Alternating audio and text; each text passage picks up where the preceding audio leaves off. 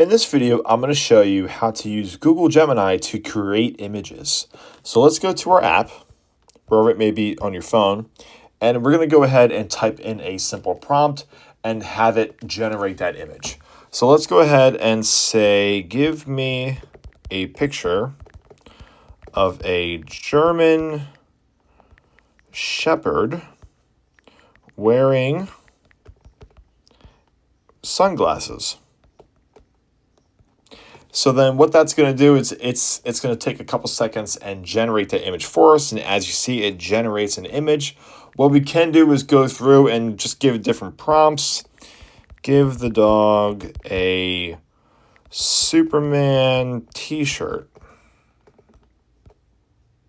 So then it's just going to keep on editing and editing those photos as you go along with more and more prompts.